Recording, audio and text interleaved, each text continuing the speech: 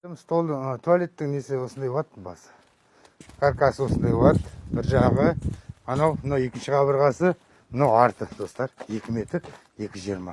Мұндай әжетхана бар. Сосын көрсетейін деген ағайындар.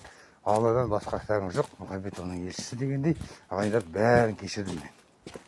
Кейде бір далаға сөйлеп кетеміз ғой, достар. Соның бәрін кешірдім, достар. Мұндай столдар бар ма?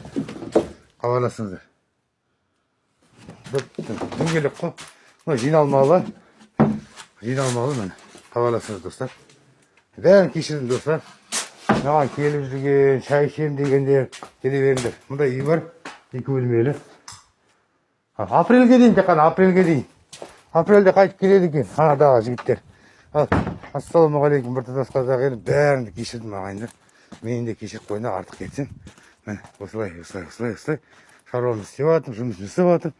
Болды, арақ ішпеймін, темекі тартпаймын, енді ал дейсіңдер, достар. Тіркеліп алыңдар маған 8-700-460-731.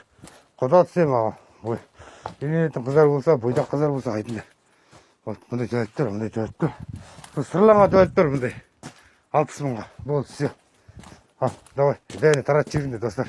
8-700-463-731.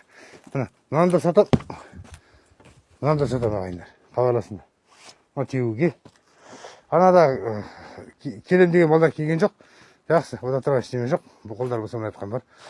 Еліміз аман, жұртымыз тыныш болсын, амандықта болайық.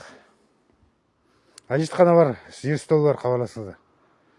Мангал бар, сосын қазан ошақ бар.